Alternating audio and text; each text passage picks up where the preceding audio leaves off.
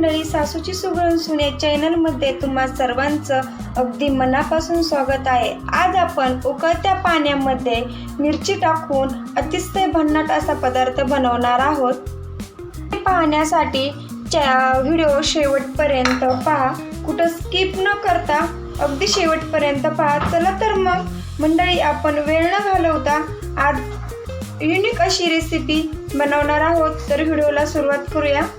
प्रथम मी इथे कढईमध्ये पाणी गरम करायला ठेवलेलं आहे। पाणी मी 1 तांब्या गरम करायला ठेवलेला आहे आणि पाण्याला खळखळून उकळी येऊन द्यायची। खळखळून उकळी आल्याच्या नंतर जी आपण मिरची घेतलेली आहे, हिरवी मिरची, ती त्या पाण्यामध्ये घ्यायची। हिरवी मिरची कोणती घ्यायची ते पण मी इथे तुम्हाला सांगणार आहे। तुम्हाला जर कमी तिखट हवं असेल तर तुम्ही पोपटी कलरची मिरची घेऊ शकता आणि तुम्हाला जर जरा तिखट मिरची हवी असेल तर तुम्ही इथं हिरव्या कलरची अशा पद्धत रंगाची मिरची घेऊ शकता। मी तर दोन्ही पण इथं मिक्स घेतलेल्या आहेत। आता मिरची आपल्याला पाण्यामध्ये 4 ते 5 मिनिटं छान अशी शिजून घ्यायची आहे।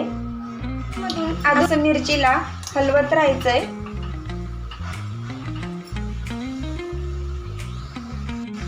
याच्यावरती आपण झाकण ठेवून घेऊया। झाकण ठेवल्यावर पटकन आपली मिरची इथं शिजल्या जाईल।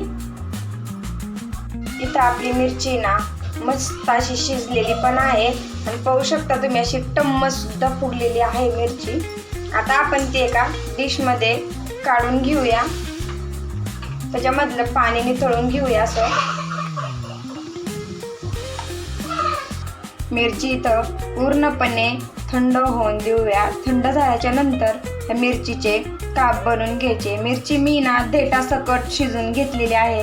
ही मिरची देठासकट शिजून मिरची इथं पूर्णपणे थंड झालेली आहे आणि अशा पद्धतीने मिरचीचे 2 तुकडे करून घ्यायचे। सर्व मिरचीचे अशाच पद्धतीने बारीक असे तुकडे करून घ्यायचे। आजारी असलो आपल्या तोंडाला चव राहत नाही। आजारी असल्याच्या नंतर आपल्याला भाजी वगैरे खाऊ वाटत नाही, त्यामुळे आपल्या जिभेची चव वाढवणारी अशी मिरची जर बनवली खूप खायला टेस्टी आणि मस्त।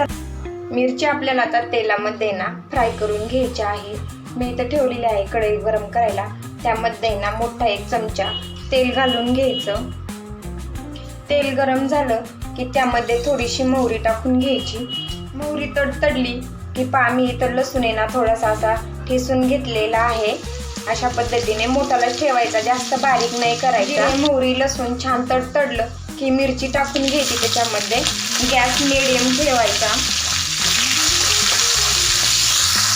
चवीपुरतं मीठ घालून घ्यायचं। गॅस फुल नाही ठेवायचा, मिडियम ठेवायचा। फुल गॅस जर ठेवला तर आपल्या मिरचीचा ठसका होईल। छान मिरची इथं तेलामध्ये तळलेली आहे। आता आपण त्याच्यामध्ये शेंगदाणे भाजून कूट बनवून घेतलेला आहे। जास्त बारीक नाही करायचा, थोडासा आबडधोबड शेंगदाण्याचा कूट ठेवायचा।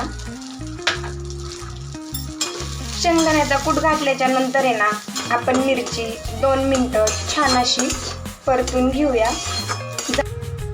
मस्त अशी आपली इथं मिरची परतलेली आहे। किती मस्त सुद्धा अशी मिरची इथं दिसत आहे, पाहू शकता तुम्ही। जी मिरची 4 ते 5 दिवस आपण फ्रीजमध्ये एका वाटीमध्ये काढून जरी ठेवली तरी पण ही मिरची खराब होत। पण रोज जेवणासोबत ही मिरची खायला घेऊ शकतो, तोंडी लावायला। आता आपण एका डिश मध्ये काढून घेऊया। अशा पद्धतीने मी वाटीमध्ये मिरची काढून घेतलेली आहे आणि त्यामध्ये अर्ध लिंबू पिळून घ्यायचं। लिंबू पिळल्याने मिरची खूप छान लागते। कशी वाटली माझी इथं मिरचीची रेसिपी नक्की मला कमेंटमध्ये सांगा आणि व्हिडिओ जरी आवडला असेल व्हिडिओला लाईक, चॅनलला सबस्क्राईब करायला विसरू नका।